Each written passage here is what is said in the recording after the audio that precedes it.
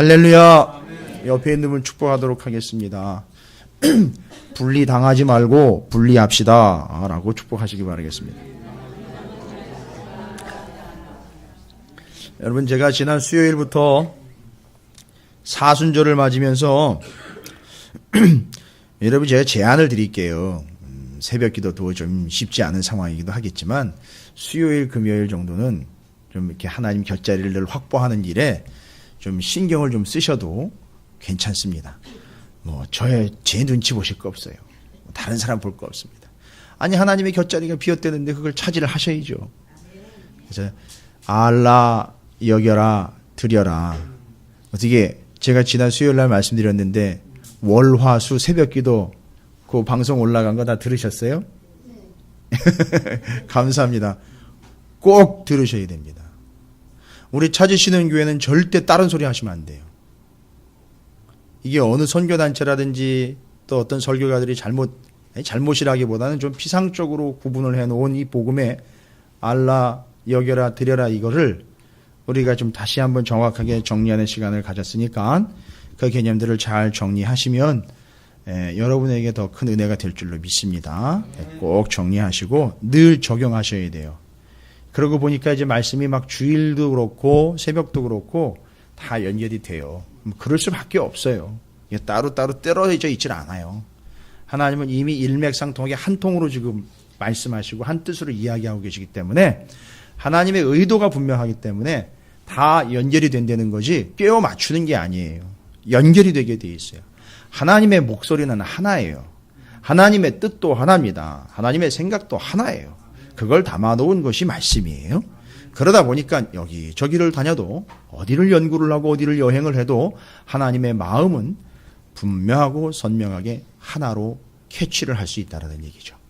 자, 그래서 그런 기대를 가지시고 여러분이 그 진리들을 좀 잘 정리를 하시면 여러분에게 도움이 될 줄로 믿습니다. 그러면서 예레미야 46장부터 51장까지 이제 하나님이 주변 정리 들어갔다고 그러셨죠. 주변 정리 들어갔대서. 주변이면 어느 주변일까요? 그렇죠. 이스라엘 유다 백성들 주변을 지금 정리하는 거예요. 근데 이게 주변을 정리한다는 건데 주변을 정리하지만 이스라엘에게는요. 이스라엘 입장에서는 주변을 정리하는 게 하나님 입장에서는 주변을 딱 정리를 하시는데 아주 어마무시하게 정리를 하고 계시죠 지금.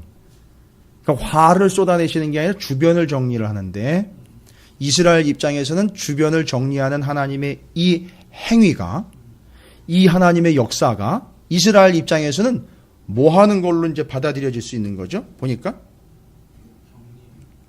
그 주변을 정리를 하니까 당연히 주변 것들로부터 이스라엘이 어떻게 되는 거죠? 분리가 되는 거죠. 여러분 이게 로마서랑 또 연결된다는 거 아시죠? 그 주변에 죄악된 요소들과 죄로부터 분리는 뭐와의 가까워짐이죠? 하나님과의 가까워짐, 하나님과의 연합을 이야기. 이게 로마서 6장의 얘기예요. 죄로부터의 분리는 하나님과의 연합이에요. 그래서 그게 여기라라는 두 번째 단계에 해당하는 거잖아요. 죄에 대하여 죽고 하나님에 대하여 산 자로 여겨라. 여기라는 말은요. 항상 계산해 넣으라는 얘기예요. 카운트해라. 염두에 둬라. 축으로 삼아라. 핵심으로 삼아라. 늘 꽂고 있어라. 이 얘기인 거예요. 여러분 제가 안경 늘 쓰고 있어야 되죠. 안경 벗으니까 어떻게 좀 그렇죠? 잘 안 보여요. 안경 벗고 있으면. 그러니까 잘 보세요. 여겨라라는 얘기는 항상 축으로 삼고 항상 염두에 두고 항상 그거를 근거로 해라. 아유 어지럽네요. 자 바로 이거예요. 이걸 써야 제대로 보이는 것처럼 그 죄에 대하여 죽고 하나님에 대하여 살았다라는 요 사실을 여러분이 늘 염두에 둬야 되는 거예요. 제가 안경을 늘 쓰고 있듯이 그 관점으로 매일 봐야 되는 거예요. 이게 여기라는 거예요. 그러니까 지금 오늘 제가 이 46장부터 51장까지 이미 먼저 말씀드린 대로 남유다 이스라엘로부터 주변 정리가 들어갔다라는 얘기, 이스라엘을 정리했다는 얘기가 아니에요. 어떻게 보면은요, 이스라엘 때문에 이스라엘을 위하여 이스라엘로부터 주변을 정리하신 거예요. 아이 기가 막히죠. 여러분 이게 키질 한다 그러죠. 키질 해보셨나요? 아니면 해보시진 않으셔도 보시긴 하셨을 거예요. 그죠? 키질을 하다 보면 그렇죠. 알곡이 안으로 들어오죠. 그러니까 키질을 하는 사람 앞으로 들어오게 돼 있어요. 그리고 그 다음에 키질을 하면 바깥으로는 쭉정이하고 돌멩이 이런 게 나가게 돼 있죠. 이게 키질이죠. 그러니까 이게 분리를 시키는데 알곡이 가까이 온단 말이에요. 주인에게로요.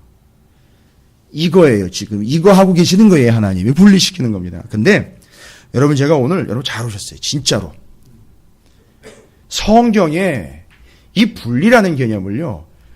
고대 성경 시대 때의 맥락과 말씀과 개념들을 이해하면 아주 쉽게 이해할 수 있는 성경의 근거가 신약에 하나가 나와 있어요. 여러분 요거 이해하시면은요. 뻥 뚫려요 또 하나가.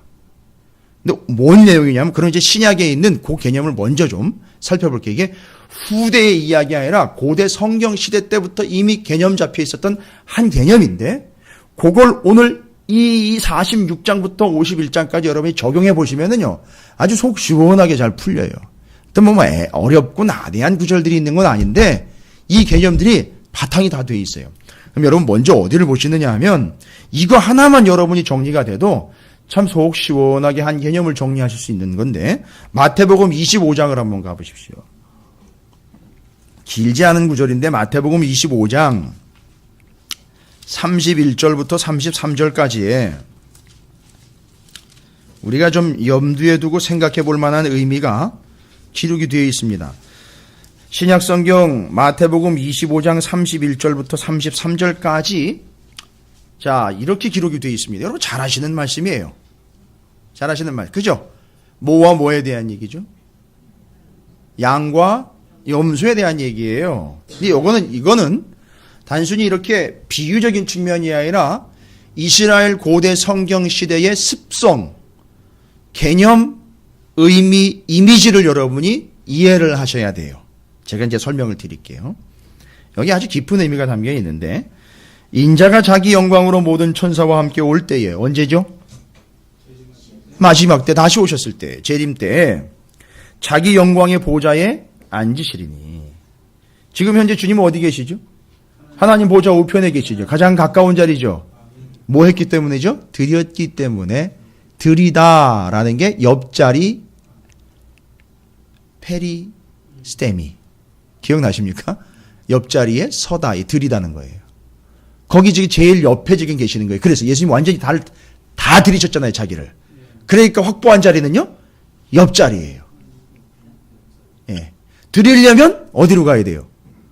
옆자리로 가야 돼요. 여러분 서빙 받아보셨죠? 음식점에서. 맨날 서빙만 하셨어요?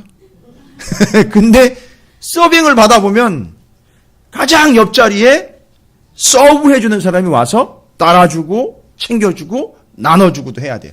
바로 그 옆자리인 거예요. 그러니까 우리가 하나님을 서브하는 자리에 가면 드리면 그 자리가 무슨 자리다? 제일 가까운 자리 페리스테미 옆에 선 자리 그거예요. 자 그래서 하나님께서는요 이 마지막 때 주님이 다시 오셨을 때에 주님의 보좌 하나님의 보좌 우편에 앉은 예수 그리스도께서 바로 그 자리에서 이제 심판을 하시는데 모든 민족을 그 앞에 모으고 어떻게 합니까?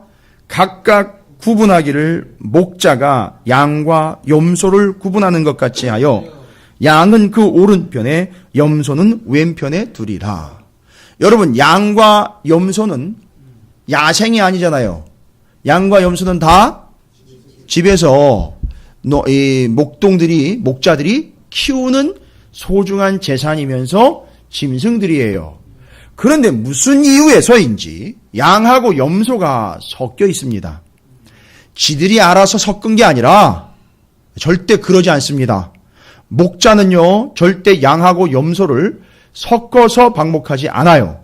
키우지 않습니다. 가능한 한 분리를 시켜서 키워야 돼요. 왜냐하면 양과 염소의 습성이 다르기 때문에 그렇습니다. 그런데 지금 섞여 있어요. 섞여 있다가 마지막 순간에 결정적인 타이밍에는 어떻게 한다는 거죠? 양하고 염소를 분리를 한다는 얘기예요.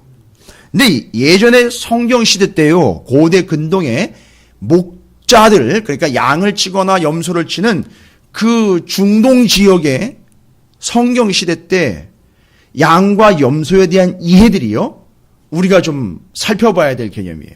그 당시 성경 시대 때 양과 염소를 바라보는 시각이 있었어요. 그게 이제 양과 염소의 습성 때문에 목자들이나 키우는 이들이나 주변 사람들이 이미 알고 있는 거예요. 아, 염소는 이렇고 양은 이렇다는 걸 알고 있어요. 근데 염소가 특징이 있는데, 염소가 그런 기질이 있어요. 염소가 어떤 기질이 있냐면, 사람들이 이 염소를 호색한 짐승이라고 봤어요. 무슨 얘기냐면, 염소의 특징 중에 하나가 좀 치명적인 거예요. 치명적인 약점이에요, 염소.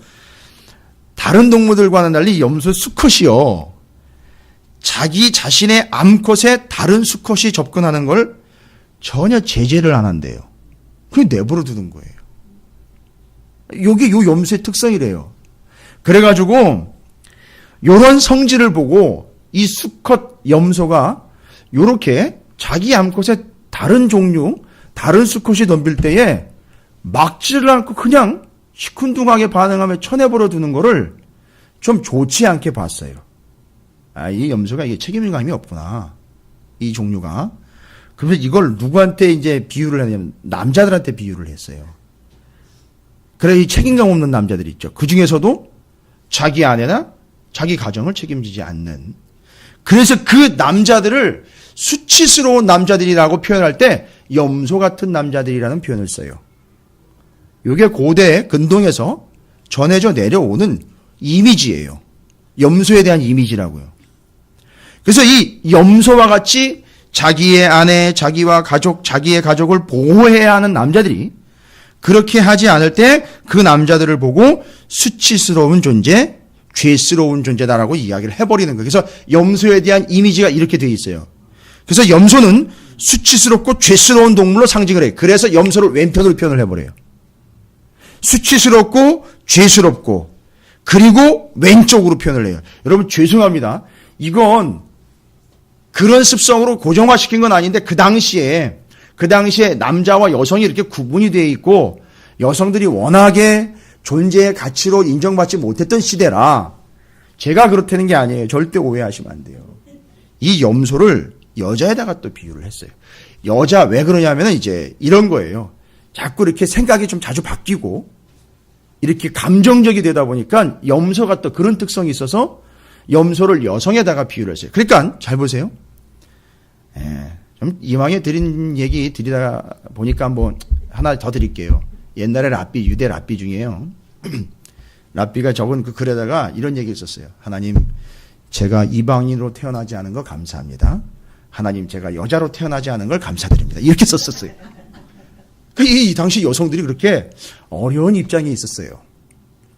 그래서 이 염소를요, 성경에 보면, 왜냐하면 고대 근동이 이 염소에 대한 이미지가 그렇게 메이킹이 돼버렸어요. 그러니까 이거는 여러분이 기분 나쁘다고 이거 제해버리지 이래 말고 성경을 이해하실 때 이 개념을 가지고 계시면서 이해를 하시면 성경이 아주 재미있기도 하고 쉽게 풀리기도 합니다. 그래서 여성에 대해서, 염소에 대해서는 여자의 개념과 연결시키고 수치스러움과 죄스러움, 그래서 왼편이다 이렇게 표현을 했어요. 반면에 양은 어떤 존재냐면 양 같은 경우는요, 양은 또 이게 책임감이 뛰어나대요. 그래가지고 절대 자기의 암컷, 그러니까 자기 영역 안에 있는 암컷이 됐든 새끼가 됐든 간에 암컷들은요, 자기가 아주 목숨 걸고 지킨대요. 그러니까 잘못되면 죽어요. 죽을 때까지 싸운대요. 그건 또 못 참는데, 이 양이요. 그래가지고 한 마리 양이 보호할 수 있는 암컷의 숫자가 최대 50마리까지 커버를 한대요. 그렇게 지켜낸다는 거예요. 이 양이요. 어우, 대단하죠. 그래서 이 양은 염소와는 비교되게 목숨 걸고 지킨다는 거예요. 이게 자기를 과시하는 게 아니라 내 영역 안에 있는 암컷들을 수컷인 내가 지켜야 된다 이렇게 돼버립니다. 그러다 보니까 양은 어떤 개념으로 이해가 되느냐 하면 남자, 명예스러움과 또 메시아, 다시 오실 메시아. 왜요? 자기의 수컷을, 자기 암컷, 자기 영역, 자기 바운드를 책임지는 것처럼 제가 죽어서라도 보호한다 이거예요. 그래서 메시아와 연결이 돼요. 내가 죽어서 내 양 떼, 내 백성들을 내가 살린다, 보호한다. 이게 메시아와 연결이 된다는. 그래서 양을 메시아랑 연결을 시켜놓은 거예요. 그리고 이제 오른쪽이라는 개념이 연결되는 거예요. 자, 여러분 이걸 또 괜히 이게 고정화 시켜가지고서 맨날 또 이걸 이렇게 모든 일에 이걸 다 적용을 해버리시면 안 돼요. 성경에 이런 개념들이 이제 인용이 된 거예요. 그러니까 그 당시의 습관과 생활의 모습들이 성경적으로 인용이 된 거라고요.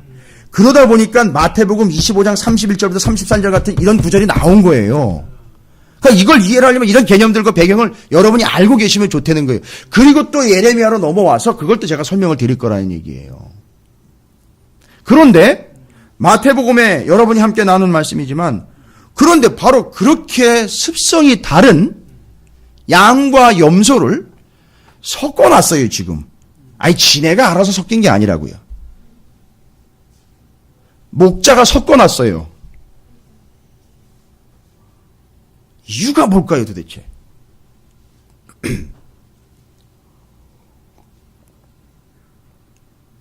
대신 숫자는 좀 조절을 해요. 동수로 넣지 않고 양이 한 15마리면 그 안에다가 염소는 한 5마리 넣어놔요. 그러니까 3분의 1 수준으로 염소를 넣어놓습니다. 그러니까 염소보단 양이 많는데 한 3분의 1 정도를 넣어놓습니다. 여러분 옛날에는요, 목자가 양을 건드릴 때에는요, 잘 숙련되고 훈련된 양을 모는 개라든지 이런 동물들이 없었어요. 그러니까 목자가 다 신경을 써야 돼요. 잘 이끌어 다녀야 되고. 그러다 보니까 이게 또 기가 막힌 게, 그 양의 무리에다가 염소를 한 3분의 1 정도 풀어놓잖아요. 그러면 이 양들이 자극을 받아서 그런지 몰라도 어떻게 보면 이 양들이 염소를 보면서 마치 자기네가 염소인 양 생각을 하면서, 또 염소가요, 그런 또 부정적인 측면은 있지만, 이게 또 자기 거에는 또 열심히 한 측면이 있어요. 그러니까 자기 하나는 잘 챙겨요. 그러니까 풀을 또 잘 뜯어 먹어요. 그리고 가는 걸 잘 갑니다. 멀리 길을 잘 다녀요. 염소보다는. 이게 염소는, 양은요, 자꾸 다른 게 보이면 자꾸 다른 데로 가요. 근데 염소를 거기다 묶어놓고 섞어놓으면 염소는 묵직하니 가요. 그걸 잘 따라다니는 거예요, 양들이. 그래 가서 풀을 뜯어먹는데 염소는 재파에 쳐가지고 쑥대밭을 만들어버려요. 근데 이 염소는 끝에만 딱딱딱딱 떠도면서 이제 잘 다니는. 그러니까 말하자면 일종의 전지작업까지 쭉 하는 거예요, 염소들은. 그러니까 염소가 먹고 난 자리, 양이 먹고 난 자리가 다른 거예요. 근데 염소를 보면 양들이 그걸 닮아요. 따라한대요. 그러니까 먼 길 갈 때, 돌아다닐 때, 또 풀을 먹이러 다닐 때, 이 목자는 염소를 위해서가 아니라 양을 잘 건사하고 거느리기 위해서 그 안에다가 염소를 염두에 둔 게 아니에요. 양을 염두에 둬서 한 3분의 1 정도 염소를 섞어버립니다. 그러면 이 염소들 따라서 양들이 잘 가고 잘 먹고 목자가 원하는 방향으로 이끌고 다닐 수 있어요. 이게 아주 효과 만점이랍니다. 근데 이제 저녁에 우리로 들어가잖아요. 우리로 들어가게 되면 이걸 절대 같이 우리에다 넣어놓으면 안 되는 거예요. 왜요? 성경의 율법에도 분명히 다른 종류가 교접하면 안 되는 거예요. 그래서 다른 종이 나오면 안 돼요. 그죠? 그렇게 내버려 두면 혹시라도 그런 일이 생길 수 있어요. 그죠? 그 다음에 양의 특성이 뭐라 그랬습니까? 자기 암컷을 건드리면 죽을 때까지 싸워요. 그럼 거기 밤새도록 죽을 때까지 싸우는 거예요. 그 우리 안에서. 그러니까 반드시 목자가 해야 되는 일은 뭐예요? 분리를 해야 돼요. 우리에 집어넣거나 저녁 때가 돼서 이 정리해야 돼. 이 무리를 내일까지 편안하게, 이 무리가 건강하게 유지가 되려면 잠깐 용도상으로 염소를 섞어놨지만 반드시 하루에가 마무리되어 우리로 들어갈 때는 분리를 해서 양은 양끼리 염소는 염소끼리 나누어 놔야 되는 거예요. 이걸 이야기를 한 거예요. 지금 마태복음 25장 31절부터 33절까지요. 그런데 그건 염소를 위해서가 아니라 누구를 위해서라는 거예요. 양을 위해서, 양을 잘 데리고 다니고 양을 잘 먹이고 양을 또 보호하기 위해서 효과적으로 양을 치기 위해서 염소를 잠깐 섞어놨다는 거예요. 그러나 결국은 반드시 분리를 해야 되는 거죠. 양을 위해서. 여러분 이게 이해가 되십니까 지금? 바로 그런 목적으로 염소를 잠깐 섞어놨다가 분리시킨 거예요. 그걸 지금 마태복음 25장에서 이야기를 여러분이 잡고 있는 거예요. 그러니까 이거 마태복음 25장 31절부터 33절 이야기는 신약 시대 때 얘기가 아니라 이미 저 고대 성경 시대 때부터 고대 근동에서 이미 개념을 잡고 있던 내용들이에요. 그걸 지금 인용을 해서 설명을 하고 있는 것이고 마지막 때 우리가 바로 그런 위치에 있다는 거예요. 지금 우리 가운데에는 이 전체의 성도들과 교회 사이에는 양과 염소가 섞여 있는 상황이라는 거예요. 근데 알고 봤더니만 염소가 치고 들어와 있는 상황이 아니라 하나님의 뜻일 수 있다는 거죠. 무슨 얘기입니까? 하나님이 나를 얼마나 사랑하시고 하나님의 뜻이 무엇이고 하나님이 어디를 가실 것이고 하나님이 무엇을 먹이시려고 하는지를 요거 섞여 있는 염소를 보면 알 수 있는 거 아니에요. 그렇죠. 염소 양 자체만 가지고는 참 힘드니까 각기 제 길로 가는 거예요. 막 난리도 아닌 거예요. 거기다가 섞어놨는데 잘 가더라는 거예요. 근데 결국 마지막에는 양을 위한 것이기 때문에 분리를 한다. 여러분 이 이야기가 그대로 어디로 오시느냐면 예레미야 46장부터 51장까지 와 보십시오. 이 개념이요. 이 컨셉이. 그러니까 지금 보시면 지난 수요일에도 제가 말씀드렸지만 이스라엘 주변에 소위 말하면 힘 좀 쓰고 있다, 영향력을 좀 발휘하고 있다라는 주변에 여러 나라들이 있죠. 종족들이 있죠. 지금 하나님은 지금까지는 그들이 어떤 상황이었던 거죠?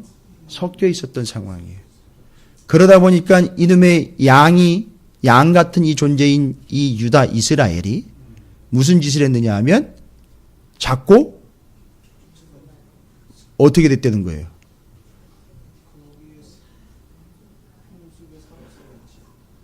양한테만 문제가 있으면 양만 제거하거나 양만 돌보면 돼요. 이게 안 된다는 얘기예요. 지금 이 상황에서는요, 이 양과 같은 존재로 섞어놨던 이스라엘 남유다 백성들이 주변에 영향을 받으면서 계속 따라다니고 있는 상황이에요. 그리고 하나님은 지금 주변에 이스라엘 외에 다른 백성들을 심어 놓은 게 생각해 보세요. 이스라엘을 괴롭히려고 심어 놓은 게 아니었단 말이죠. 주변 나라들 다 누가 지금 주관하고 있어요? 하나님이 주관하고 있어요. 근데 이놈은 이스라엘이 이걸 못 깨닫는 거예요. 그렇죠?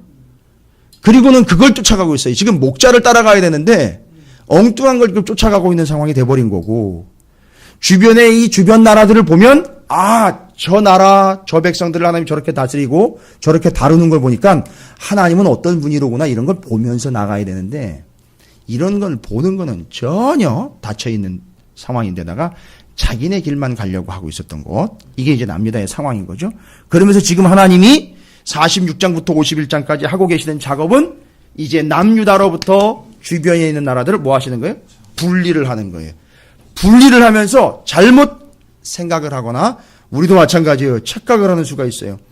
남유다 이스라엘을 괴롭혔던 놈들 하나님이 벌 주시는구나, 심판하시는구나, 단순하게 이렇게 인과응보적으로 생각을 하고 있는데 여러분 절대 그게 아니에요. 물론 남유다를 위한 일이긴 하지만 그들이 심판받고 그들이 정리되는 걸 보면서 이스라엘은 뭘 깨달아야 되느냐면 하나님이 어떤 분인지를 깨달아야지. 저 나쁜 놈들 저거 쌤통이다. 하나님은 내 편이로구나. 하나님은 나만을 위해서 존재하는 존재구나. 나를 사랑하는데 무지 사랑하는 건 맞는 얘기긴 한데 그렇게 자기 위주로만 생각을 하다간 큰 코 다치는 거예요. 왜요? 지금 남유다도 심판대 위에 올라와 있기 때문이에요. 그러니까 이걸 보면서 뭘 깨달아야 되는 거냐면 하나님이 어떤 분인지를 깨닫고 하나님이 지금 분리하고 계시는 중이잖아요. 자기의 주변으로부터 이스라엘의 주변으로부터 여러 나라들 지금 분리하고 떼놓고 있는 상황이잖아요. 떼놓는 이유가 뭐예요? 이걸 자꾸 떼놓는 이유는 뭡니까? 하나님은 지금 저걸 떼어놓고 이 이스라엘 남유다를 끌어안으시려고 하는 거 아니에요. 그러니까 이스라엘이 깨달아야 되는 거예요. 떼어지고 떨어지는 걸 보고 빨리 그들을 쫓아다니는 게 아니라 떼어지고 떨어지는 상황에서 지금 나는 어디로 가야 된다는 겁니까? 방향이 어디예요? 하나님과 가까이 가야 된다는 걸 빨리 캐치하고 하나님께로 와야 된다는 거. 자꾸 돈 없어지는 거예요. 건강에 혹시증 생기는 거 있잖아요. 사업에 문제 생기는 거 이런 거요. 100% 그런 건 아니에요. 자꾸 하나님 분리시키려고 하는 게 있단 말이에요. 그 분리가 뭔 것 같아요? 뭐 자꾸 없어지는 것만 생각, 아니요. 자꾸 뭐 문제가 생겨요. 그럴 때에는 문제 해결을 위하여 집중하지 마시고요. 잘 보십시오. 문제 해결을 위하여 집중하지 마시고, 그때에도 기도 제목은요, 하나님 이 문제를 빨리 해결해 주십시오. 이 문제가 아니에요.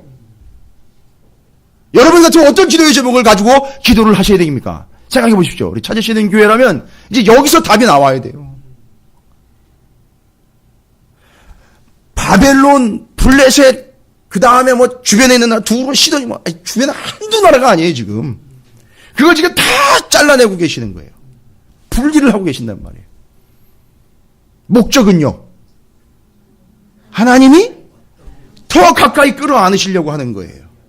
분리를 통해서. 고통스럽죠. 의지할 것들이 다 떨어져 나가잖아요 지금. 고통스럽잖아요.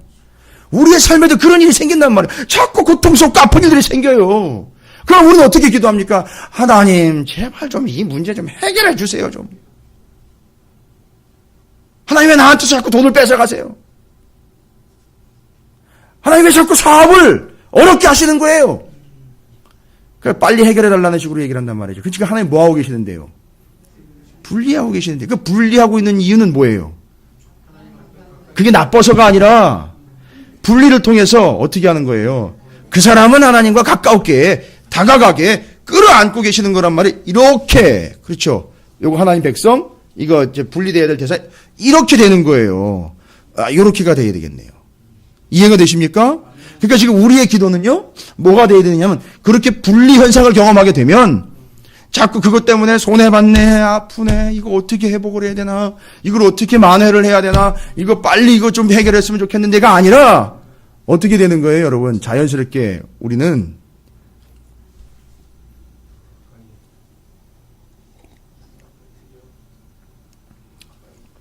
여기셔야죠. 어떻게 여기셔야죠? 이건 망하는 게 아니라 하나님의 곁자리로구나 라고 여기셔야죠.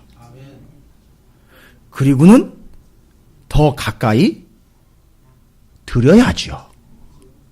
그렇죠? 그게 정답이에요. 그걸 신앙이라고 그러고 그걸 믿음이라 그러는 거예요. 될 줄로 믿습니다 해놓고선 그게 해결될 때까지 기도하는 이것 자체의 믿음보다 더 큰 믿음은 뭐냐면, 이거로구나 해서 더 가까워지는 믿음. 그걸 은혜 아래에 있다라고 이야기를 하고 하나님과의 관계는 더 가까워진 거예요. 여러분, 죄를 뒤집어 쓰고 하나님 곁에 있다면 어떻겠습니까? 뒤집어 써야죠. 누더기를 걸치고라도 하나님 곁에 있다면 걸쳐야죠.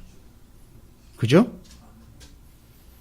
좀 뭐 한두 끼 굶을 수도 있겠죠. 그러나 굶어도 하나님 곁에 있다면 그걸 선택을 해야죠. 그게 하나님이 하시는 일이에요. 지금 이스라엘로부터 두 번째 분리 격리 대상이 누구냐면 블레셋이에요. 블레셋이 지금 분리되고 있어요. 블레셋은요, 얼마나 왕고춧가루냐면요, 이스라엘이요, 톡 하면 블레셋이 쳐들어와가지고, 이게 애굽이나 바벨론이나 이런 거대 제국처럼 이렇게 왕창 몰고 들어오는 게 아니라 아주 깐죽깐죽대면서 이스라엘을 엄청 힘들게 만든 나라예요. 제가 지난 시간에도 말씀드렸죠. 블레셋이라는 나라는 어떻게 구성이 되어 있느냐 하면 5개의 큰 도시가 연합한 도시국가예요. 5개 도시가 연합해서 한 나라를 만든 도시연합국가예요. 그래서 그 5개의 도시에서 하나가 연합이 돼서 나라가 나온 거예요. 그래가지고 그 얘기 드렸잖아요. 다윗 이야기. 물매 이야기 드렸죠?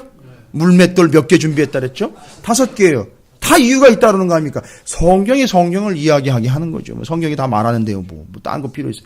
5개의 돌을 준비한 건 그 5개, 지금 블레셋과 싸움이거든요. 다윗과 골리앗 얘기는 다윗하고 골리앗과의 싸움이 아니에요. 이스라엘과 블레셋과의 싸움이에요. 그러니까 5개의 도시 국가가 연합된 블레셋이니 다윗이 나갈 때 5개의 물매를 들고 나가는 이유는 그 블레셋이란 나라가 5개의 도시로 구성됐으니까 5개에서 대표들만 나와도 골리앗 같은 놈 5놈이 나와도 어떻게 하겠다는 거예요? 예, 다 자기가 상대하겠다는 얘기예요. 어마어마한 거죠. 이건 보통이 아니고는 그렇게 할 수가 없어요. 하나님은 뭘 본 겁니까? 믿음을 받지만 아버지가 그에게 맡겨준 양을 목숨 걸고 지켜내는 모습을 하나님 본 거예요. 목숨 걸고 내 건 내가 지킨다. 아버지께서 내게 맡긴 건 내가 지킨다. 영락없는 주님의 모습이 되는 거죠. 그 양의 모습인 거예요. 내 우리 안에 내 영역 안에 내가 반드시 지킨다. 목숨 걸고 지킨다. 이게 다윗의 사명이었어요. 그래가지고 사자 입에 있는 것까지 빼왔다 그러잖아요. 사자를 치고요. 고음을 치고. 이게 쉽습니까? 그럴 때 뭐 한 4-5개씩 뭐 한꺼번에 막 던져가지고서 그 중에 하나라도 맞아라 이렇게 던지겠어요? 아니요. 그거 빗나가면요 자기가 죽어요. 그거 우습게 볼 게 아닙니다. 사자, 호랑이 이런 걸 어떻게 우습게 보고 그 곰을 어떻게 한 번 빗나가면 끝나는 건데요. 한 번 빗나가면 예, 가는 거예요. 자기가 물려가는 거예요. 그걸 여러 번 경험했어요. 다윗이. 그래서 정확하게 그냥 딱 맞추는 거. 이게 이미 훈련이 되어 있는 거예요. 그 5개 가지고도 골리앗 같은 존재 5명이 나와도 다 감당할 수 있다는 이건 교만이 아니에요. 그래서 그런 고백이 나올 수 있어요. 아, 이때를 위함이로구나. 이게 블레셋이었습니다, 여러분. 자, 이제 하나님은 이 블레셋을 정리하시는 거예요. 그러니까 이 블레셋은 아주 이스라엘에게는 껄쩍지근한 존재예요. 아, 생각만 하면 아주 스트레스. 소화가 안 되는 그런 존재예요. 툭 하면 쳐들어오거든요. 그 오죽하면 왕고춧가루라고 제가 표현했겠어요. 툭 하면 이스라엘에 고춧가루를 뿌리는 거예요. 아, 정말 골치 아파요. 너무 힘든 거예요.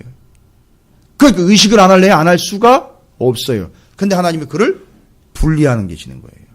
때가 된 거죠, 이제. 분리하고 이스라엘이 또 깨달아야 되는 게 뭐죠? 아, 이게 지금 분리하고 계시는구나? 이 문제를 지금 이렇게 분리하는 중이구나. 내가 지금 블레셋을 예전에는 이렇게 의식하면서 살아왔는데 이게 지금 뭔가 하나님의 뜻이 여기 개입되는구나. 그러면 이제 이 사람들이 받아들여야 될 것은 아, 지금은 하나님이 이런 상황에서 우리를 의지할 것 하나 없이 만드는 이상한 현상이 아닌 하나님과 더 가까이 하나님만을 의지할 수 있는 상황으로 나를 끌어당기고 계시는 거구나. 깨닫고 이스라엘이 해야 될 일은 뭐예요? 여러 주변 민족들이 망하고 무너질 때 그걸 보고 잘됐다. 쌤통이다.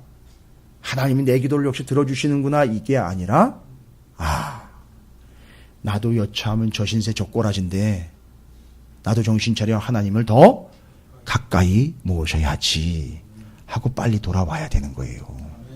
더 악착같이 주님을 붙잡아야 되는 건데 이스라엘이 지금까지 한 짓을 보면 야, 분위기를 못 차리는 것 같아요. 그러니까 주변에 있는 게 다 무너질 때까지 계속 하나님은 격리 조치에 들어가셨어요. 계속이에요, 계속. 다 정리하고 결국은 어디까지 갑니까? 이 사람들이 어떻게 돼버려요, 나중에. 바벨론이라는 마지막 존재에 의해서 이스라엘 자체도 격리 조치에 들어가잖아요. 거기 바벨론으로 격리에 들어갔는데 여러분 하나님 뭐라고 얘기하시느냐면 바벨론으로 하나님이 유배를 보낸 게 아니라 거기서 에스겔서에 보면 나와요. 거기서 내가 너희에게 성소가 되어 주겠다라고 얘기를 해요. 뭔 얘기예요? 거기도 함께 하겠다는 얘기예요. 격리를 통하여 하나님이 연합하겠다는 거예요. 아예 이 땅, 느긋하게 진 눌러 있었던 이 땅에서 격리를 시켜서 거기 가서 하나님이 연합하겠다 이 얘기를 하신 거예요. 그게 에스겔서의 그 땅에서 거기서 내가 너와 너에게 성소가 되어주겠다라고 이야기하신 내용이에요. 여러분 이게 하나님의 뜻입니다. 여러분을 향한 하나님의 뜻이고 우리 교회를 향한 하나님의 뜻이며 오늘날 민족의 교회를 향한 하나님의 뜻이에요. 그래서 이제 유다가 남유다 이스라엘이 이걸 보고 하나님이 어떤 분인지를 깨닫고 더 가까이 가는데 블레셋 망할 때 참 무섭게 망합니다. 오늘 본문이 이제 블레셋이 어떻게 격리 조치가 되는지 하나님이 이렇게 격리 들어가는데 이걸 보면 남유다는요 그걸 보면서 안심을 할 일이 아니에요. 그 이야기는 누구 얘기가 돼야 되는 거죠? 내 이야기가 돼야 되는 거예요. 그래서 빨리 하나님께로 돌아가야 되는 거예요. 하나님과 더 바싹 붙어야 되는 거예요. 근데 그걸 보고 감상을 하고 있단 말이에요. 여러분 남 얘기 쉽게 할 얘기가 아니에요. 남이 그런 일을 경험하고 있다, 겪고 있다, 그거를 남의 얘기하듯 하실 일이 아니에요. 그게 내 얘기인 거예요, 결론은. 우리도 그렇게 격리 조치가 되고 분리 조치가 된다니까요, 마지막 때, 순간에. 그런 이 블레셋에 임하는 하나님의 격리 조치들에 한 5가지 종류가 나옵니다. 무시무시한 거예요. 그러니까 아예 격리가 되는 거예요. 아예 그냥 딱 다 떨어뜨려 내버리는데, 힘도 못 쓰게 그냥 박살을 내고 부셔버리는데 하나님이 완벽한 조치예요. 왜 이렇게 부셔버리고 완전히 흔적조차 없이 그냥 쓸어내버리느냐 하면 블레셋이라는 나라를 또 남유다 이스라엘은 의식하며 살아가게 돼 있어요. 이렇게 나면 또 조금이라도 남겨두면 애굽한테 계속 그랬잖아요. 이스라엘이. 그래서 블레셋을 어떻게 격리하시는지 그 동사가 한 5가지가 나와 있는데 그걸 보면 하나님의 격리 조치가 얼마나 단호하고 얼마나 정확하고 얼마나 명확한지 알 수 있어요. 여러분 절대 여러분은 격리 대상이 되면 안 돼요. 여러분 하나님과 결합되는 존재가 돼야지 격리 조치 대상이 되지 마시기를 주님의 이름으로 축원을 드립니다. 첫 번째로 오늘 47장의 내용 중에 여러분이 보시다시피 2절에 보면 하나님 이렇게 격리하십니다. 여호와께서 이와 같이 말씀하시되 보라 물이 북쪽에서 일어나 물결치는 시내를 이루어 그 땅과 그 중에 있는 모든 것과 그 성읍과 거기에 사는 자들을 어떻게 한다고요? 휩쓸어 버린다는 거예요. 블레셋은 뭐 바닷가에 있긴 하지만 이렇게 물이 북쪽으로부터 내려올 만한 물은 없어요. 알고 봤더니 북쪽으로부터 내려와가지고 강이 범람을 해가지고 옛날에 이집트 그 나일강이 범람을 해가지고 쫙 쓸고 가는 것처럼 그런 북쪽에서부터 내려온 어마어마한 물이 완전히 쓸고 내려간다는 얘기잖아요. 실제로 물이 내려온 건 아니고 이건 뭘 얘기하는 거죠? 그러니까 북쪽에서부터 그 어마어마한 물, 홍수 같은 물이 내려와서 쓸고 간다. 누구를 얘기하는 걸까요? 참고로 바벨론이 맨 나중에 거듭이 돼요. 여러분 애굽이 바벨론이 쳐들어갈 때 애굽의 바로느고 왕이 이 바벨론을 대항하러 올라갔다 그랬죠. 올라갈 때 유다만 통과 못해요. 블레셋의 그 해안길을 따라 올라가야 돼요. 그럼 블레셋 그 다음에 유다를 거쳐가야 돼요. 이스라엘을 거쳐서 가야 됩니다. 그러니까 지금 이 블레셋이라는 나라도 애굽이 왜 그렇게 부랴부랴 올라가는지를 알고 있어요. 누가 쳐들어온다는 얘기죠? 바벨론이 들어오고 바벨론이 쳐들어오면요. 바벨론이 쳐들어오면 유다만 쏙 치고 빠질까요? 바로 유다 곁에 블레셋이 있어요. 그러면 블레셋도 남겨두면 안 되는 거예요. 블레셋도 같이 쳐서 그냥 자기네 땅으로 다 만들어야죠. 애굽도 자기네 땅으로 지금 만들어버린 판인데 바로 이 블레셋에게 누가 그런 존재에 북쪽에서 내려와가지고 물을 쑥 쓸어가는 존재? 바벨론이 그렇게 한다는 얘기예요. 지금 온통 다 바벨론에게 다 밥이 되어버리는 상황이에요. 지금. 그래서 그렇게 휩쓸린다는 거예요. 여러분 휩쓸려 간다라는 거예요. 그래서 휩쓸어가지고 분리시키는 거예요. 그냥 아주 휩쓸려가게 해가지고 이 블레셋을요. 히브리어는 샤다프라 그러는데 그 동사 자체도 참 어감이 좀 세죠. 샤다프 이렇게 휩쓸려 가는 거예요. 물에 의해서 확 휩쓸려 홍수가 나면 그냥 물이 쫙 쓸고 가는 것처럼 샤다프 싹 쓸고 가는데 말뜻 그대로 그래요. 수몰 시켜버리다라는 뜻이고요. 홍수로 휩쓸어가다 정복당하다 이런 뜻이에요. 결론은. 그러니까 이렇게 정리라는 거예요. 블레셋을. 그럼 지금 블레셋 없어요. 흔적도 안 남아 있습니다. 싹 정리가 됐어요. 그 다음에 4절을 보시면은요. 4절에 3절을 보면은 이 휩쓸려가고 고통을 당할 때 이들의 이 아주 무기력한 모습이 소개가 되고 있죠. 군마의 발급소리. 그러니까 이 군마의 발급소리 바로 그거래요. 바벨론 쳐들어올 때 그걸 얘기하는 게 휩쓸고 내려오는 것처럼 달리는 병거 바퀴가 진동하는 소리 때문에요. 뭐 얼마나 진동을 하고 내려오길래 막 땅이 막 움직이는 거예요. 막 진동을 하면서 마차들이 내려오니까 군대들이 막 치고 내려오니까 바벨론 군대 대단합니다, 여러분. 어마어마해요. 마차며 뭐 철병거 뭐 장난이 아니에요. 막 치고 내려올 때는요.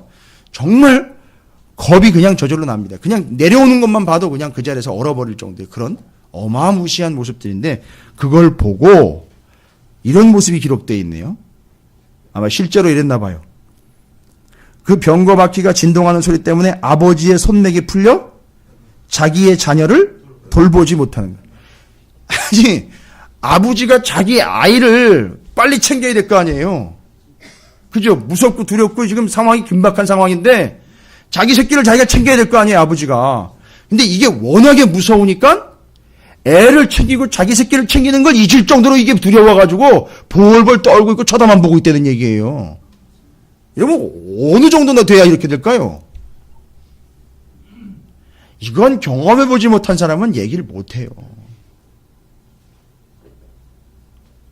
정말 이건 몰라요, 아무도. 제가 예원이를 한번 잃어버린 적이 있었어요. 마트에서.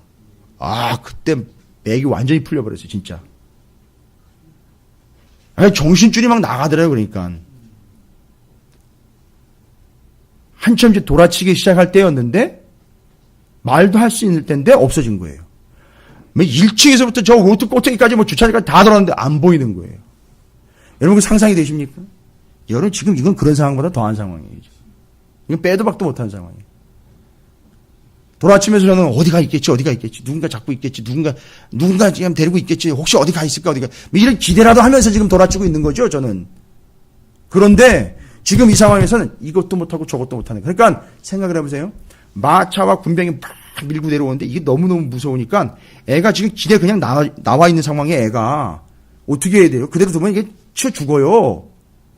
빨리 끌어내야 될 거 아닙니까? 근데 그걸 못 한다는 거예요, 지금. 이게 블레셋이 당한 일이에요. 하나님 분리시키고 격리시키는데 정말 장난이 아닙니다. 요즘 말만 따나. 장난이 아니에요. 이게 블레셋이 지금 격리당하고 있는, 분리당하고 있는 상황이에요. 이런 모습들이 4절에 보면 유린당한다라는 표현을 써요. 유린당한다. 4절에 보니까 이는 블레셋 사람을 유린하시며 두로와 시돈에 남아있는 바 도와줄 자를 다 끊어버리시는 날이 올 것입니다. 여호와께서 갑돌섬에 남아있는 블레셋 사람을 유린하시리라. 여러분, 남아있는 자들 가운데 특히 두로와 시돈 같은 경우는 블레셋을 좀 도와줄 수 있는 세력이기는 했었어요. 관계가 있었기 때문에. 근데 그 두로와 시돈도 못 도와줘요. 왜냐하면 두로와 시돈은 저 위에 있어요. 유다보다 위에 있습니다. 이스라엘보다. 내려오면서 어떻게 했을까요? 이미? 두로와 시돈은 다 작살내는 거예요. 그러면서 내려오는 거예요. 그러니까 누구한테 도와달라고 기대가 안 되는 거예요.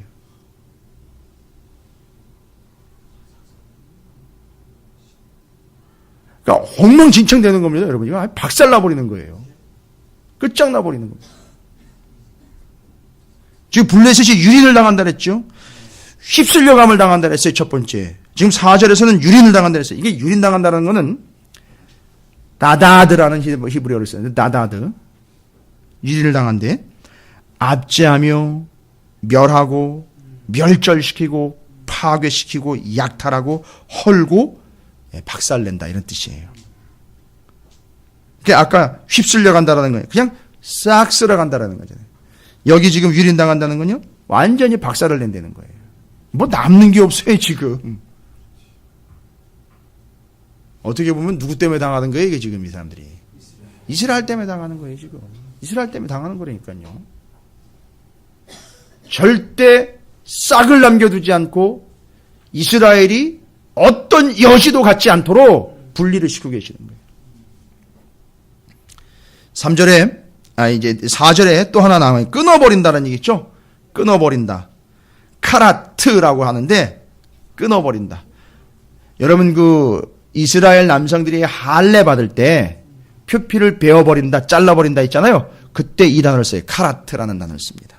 그 다음에 하나님과 언약을 맺을 때에, 언약 맺는 백성들끼리, 언약 맺는 당사자들끼리, 뭐를 갖다 놓죠?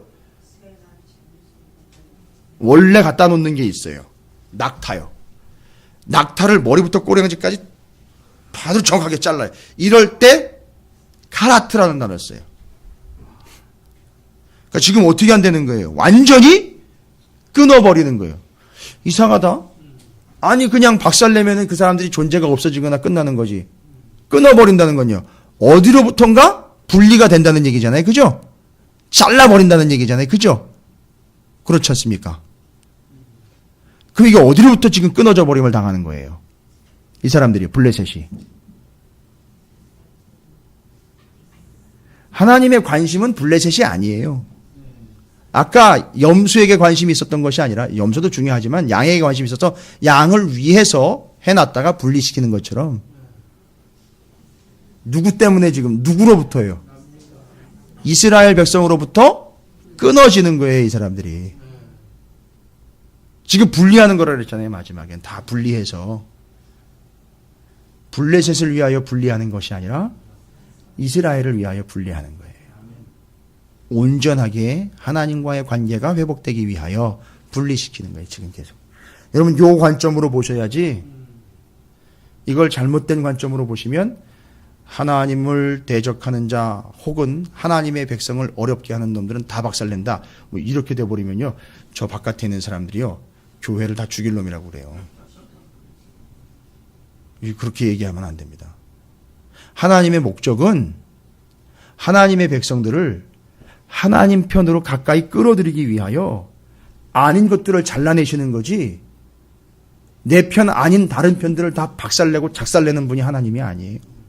그게 이제 잘못 오해가 돼가지고 요즘에 이제 이슬람 세력들이 그런 생각 자꾸 가지고 있는 것이고, 십자군 전쟁 때 그런 생각 가지고 또 들어왔던 거고, 요즘에 이제 잘못된 생각들, 율법주의자들이 자꾸 그렇게 생각을 하고 있는 것이고, 그러니까 그걸 자꾸 오해를 하니까 교회가 그런 것처럼 자꾸 생각을 해요.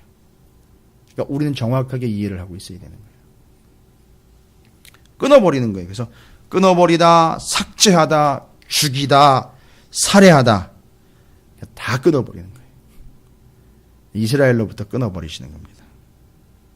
자, 그 다음에 5절에 보니까요, 이런 어려운 상황들을 자기도 못 견디는 거예요.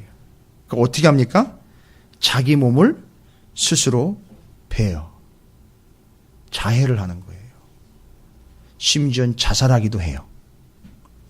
이건 자기 몸을 벤다라고 할 때 가다드라는 단어를 쓰는데, 자해하다, 상처를 내다. 도저히 감당이 안 되니까 자기 스스로 그냥 자기를 자해하는 거예요. 그 다음에 이제 7절에 보니까 이런 표현이 나와 있습니다. 여호와께서 이를 명령하셨은즉 어떻게 잠잠하며 쉬겠느냐. 그 앞서서는요, 좀 이제 좀 쉴 때 되지 않았느냐. 너무 쉬지도 않고 공격해 들어오는데, 야, 언제 쉴래? 그럼 뭐라고 대답해? 쉴 새가 어디 있어? 끝장내야지. 이렇게 되는 거예요. 바벨론 군대에게 좀 쉬라고, 칼집을 좀 꽂고 좀 쉬엄쉬엄, 말이 됩니까? 뭐 쉬엄쉬엄 하라는 게? 그 정도로 지금 정신없이 당하고 있는 거예요. 그 쉬는 틈에 좀 자기들도 좀 살아보려고요. 여러분, 사형당하는 사람들이 제일 많이 하는 얘기가 뭔지 아시죠? 담배 한 대만 주십시오. 그래요. 거창하게 유언하는 거 아니에요. 담배 한 대만 주십시오. 왜요? 그 담배 한 가지 피는 동안에 잠깐 살으려고. 그걸 얘기해요. 지금 이 블레셋이 그걸 요구하는 거예요. 잠깐 칼집에다 칼을 꽂고 잠깐 좀 쉬었다가라도 공격을 하라고. 그 틈만이라도 잠깐 우리가 좀 쉬게. 혹시 그 틈에 좀 피할 길이 있으면 좀 피해보게. 지금 이 상황이에요. 제가 표현력도 부족하고, 뭐 장면이 있는 것도 아니고, 기록, 필름이 있는 것도 아니고, 보여드리지는 못해서 제가 답답한데, 지금 블레셋은 어마어마한 일을 겪고 있는 거예요, 지금. 거의 지옥을 경험하고 있는 거예요, 지금. 그리고 이제 7절에 하나님이 여호와께서 이를 명령하신즉 어떻게 잠잠하며 쉬겠느냐. 하나님 목적은 뭐예요? 이 나쁜 놈들, 이 미운 놈들 너희들 난 죽일 거야, 이게 아니라 너희들을 빨리 어떻게 해야? 끊어내야 내 백성이 사니까. 이 얘기하는 거예요, 지금. 그러니까 빨리 쉴 수 없다는 거예요, 하나님은. 다 정리하십니다. 그리고는 아스글론과 해변을 치려하여 그가 정하셨느니라 하니라. 이 아스글론은 이제 블레셋의 5도시 중에 한 도시인데 해변 쪽에 있어요. 그래서 그 아스글론과 그 해변 쪽을 어떻게 하냐고? 친다고 얘기하는 거예요. 그러니까 뭘 이야기하는 거냐면 히브리어는 호프라는 단어를 쓰는데 물이 싹 쓸어가가지고 흔적도 없이 사라진다는 거예요. 여러분, 바닷가 가면 여러분 이거 경험하시잖아요. 모래에다가 글씨를 아무리 이쁘게 많이 써놔도 파도 한번 싹 쓸고 가면 어떻게 되죠? 언제 적혔나는데 싹 쓸고 사라지게 되죠. 자, 바로 이제 블레셋이 이렇게 사라진다라는 거예요. 그래서 물로 해변을 치신다라는 이야기는 물로 싹 쓰리해버리겠다라고 하나님이 얘기하신 거예요. 자, 그러면 이렇게 쓸려가고 망하고 무너지고 분리되는 모습을 누가 보고 있습니까? 이스라엘이 보고 있습니다. 자, 그러면 이 분리되는 상황에서 이스라엘은 절대 오해하지 말고 이스라엘이 이 모습을 보고 빨리 취해야 하는 행동 원칙 하나는 당장 자기들을 공격하고 자기들을 어렵게 했던 주변국들이 하나씩 넘어가니까 이스라엘이 옛 습성대로 보면 어떤 습성이 또 나올 법하냐 하면 여유를 가질 수 있어요. 아, 우리 주변에 어려운 놈들 다 넘어가는구나. 이러다 보면 누구만 남을까? 우리만 남고 우리가 좀 편하게 살 수 있게 요따위 생각이 스물스물 깃도 올라온단 말이에요. 조금 형편이 나아지면 그때 도모해야 되겠다. 이렇게 돼버리는 거예요. 그리고 또 착각 중에 하나, 이런 착각을 해요. 이야, 하나님은 정말 내 편이로구나. 야, 하나님은 정말 내 마음 같구나. 근데 나중에 보니까 이스라엘도 결국은 바벨론에 이걸 깨닫지 못했기 때문에 결국은 바벨론에게 넘어가게 되는 거예요. 자, 그래서 이제 다른 거 없죠? 이런 분리되는 상황을 겪으면서 깨달아야 되는 것 딱 한 가지예요. 아까도 우리 이미 결론 다 냈어요. 그래서 다 분리시켜서 하나님은 양떼에 우리로 따로 모아들여서 유입을 시키는 것처럼 우리는 이 분리되는 상황들, 이 블레셋이라는 나라가 이렇게 유린당하는 걸 보고 망하는 걸 보고 쓸려가는 걸 보고 우리가 해야 할 일은 딱 한 가지입니다. 뭐 해야 되죠? 하나님께 더 가까이 나아가는 거예요. 이게 이 분리의 목적이에요. 할렐루야. 여러분의 삶에서 이런 역사와 이런 증거들이 나타날 거예요. 그러면 여러분은 절대 오해하지도 말고 착각하시지도 말고 무조건이에요.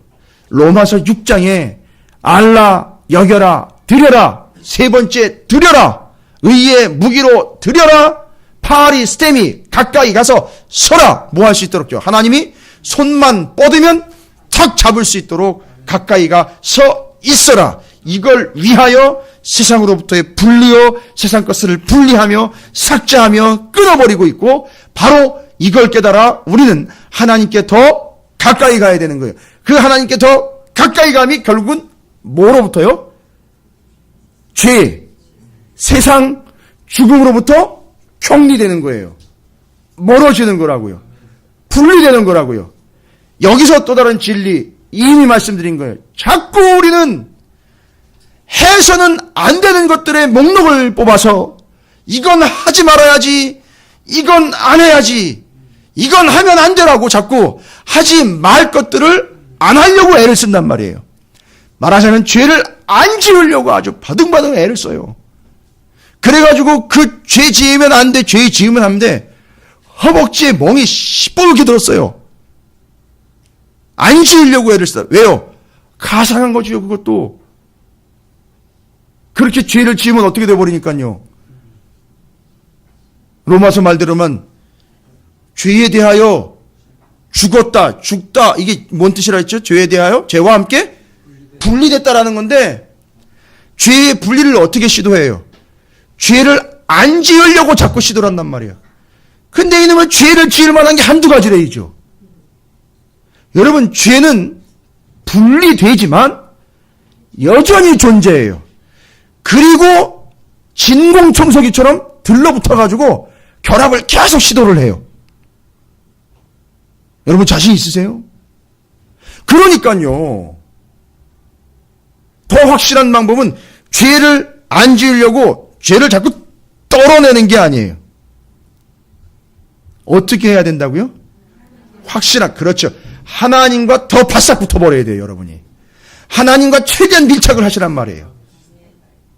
하나님께 더 가까이 가셔야 돼요.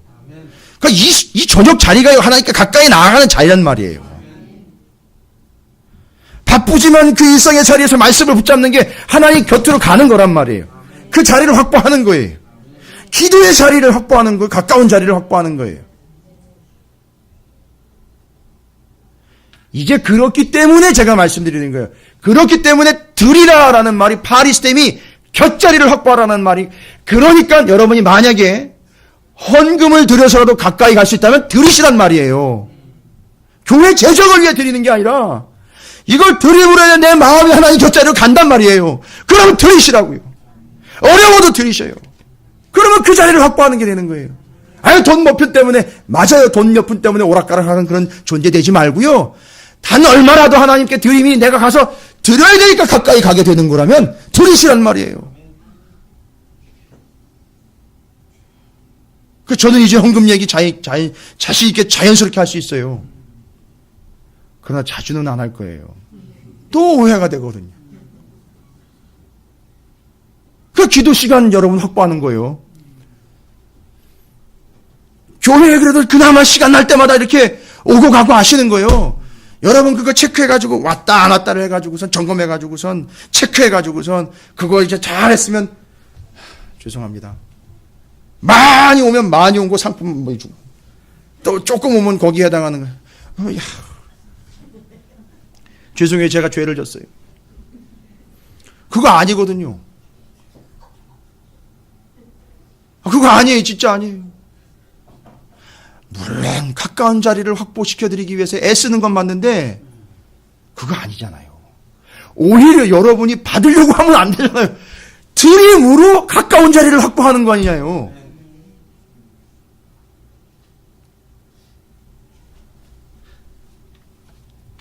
그러니까 드리라, 갖다 바치라는 얘기가 아니라 파리스템이 옆자리로 나가라.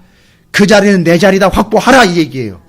누구처럼요? 죽은 자 가운데 다시 사신 예수 그리스도처럼. 예수님이 어떻게 하셨다 그랬습니까? 완전히 내 영혼을 하나님 드리나이다 받으소서라고 드렸더니만 드린 결과가 어디예요? 위치가 하나님 보좌 우편이 된 거예요.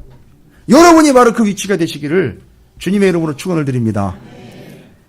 그래서 순교자들에 대해서 이야기할 때 그들의 생명을 드렸기에 하나님과 가까운 위치에 있을 거라는 생각으로 그들을 높이 사는 겁니다. 그러니까 여러분이 바로 그런 마음으로 신앙생활을 하시라는 거예요. 믿음을 보십시오. 자, 이제 이스라엘이 반응을 보일 건 딱 한 가지죠.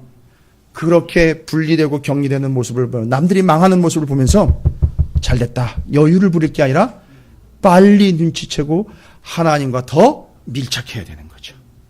빨리 더 가까이 밀착해야 되는 거죠. 이게 이스라엘이 취해야 될 제1 행동 원칙이었다는 거죠. 그리고 망하기 전에 드려야 되는 건데 다 빼앗겨 버렸다는 거예요. 여러분, 이것이 46장부터 지금 51장까지 계속되는 얘기예요. 하나님이 계속 분리하십니다. 혼합물 속에서 분리하시는 게 아니에요. 하나님의 뜻을 정확하게 선을 그어서 잘라내버리는 거예요. 여러분, 하나님은 여러분을 사랑하십니다. 그래서 여러분에게서 많은 것들을 분리하실 거예요. 그걸 보고 내 의지가 떨어졌다, 내가 의지할 것이 없어졌다, 내가 의지할 만한 것이 사라졌다, 여러분 그렇게 서운하게 생각하지 마시라고요. 그때가 바로 여러분이 빨리 하나님께로 더 가까이 달려가야 될 타임이라는 사실을 잊지 마시고, 우리 교회가 바로 그런 교회, 하나님의 옆자리를 확보하는 교회, 하나님과 가까이에 있는 교회, 우리 성도님들이 그 하나님의 옆자리, 가까운 자리를 확보하는 교회 되시기를 주님의 이름으로 축원을 드립니다. 피곤하시고 힘드시지만 이렇게 저녁마다, 또 어떤 분들은 요새 이제 사순절이라 새벽마다 그 옆에 자리를 확보하고 계시는데 잘 하시고 계시는 거예요. 그걸 가지고 저한테 칭찬받으시거나 보상 받으려고 하지 마시고 이미 여러분은 다 받으셨어요. 그 옆자리를 차지하신 거예요. 그걸로 만족하시라는 거예요. 그래서 특별한 말을 않는 거예요. 특별한 자리가 없기 때문이에요. 그 자리는 여러분이 확보해야 될 자리이기 때문에 여러분이 확보하느냐 아니냐만 있을 뿐이지, 여러분이 삶에서 그 하나님의 옆자리가 여러분의 자리가 되시기를 그래서 하나님의 나팔이 불러질 때, 내 이름이 불러지면서 내가 바로 그 옆자리에서 그냥 성호야 이러면 네 이렇게 바로 옆에서 대답할 수 있도록. 생각해 보세요. 김성호 이랬는데 안 들려요. 처음엔 못 들었어요. 너 부르잖아. 나 불렀어? 언제? 바로 곁에서 부르시면 바로 들을 수 있는 그 자리에 여러분이 계시기를 주님의 이름으로 축복합니다.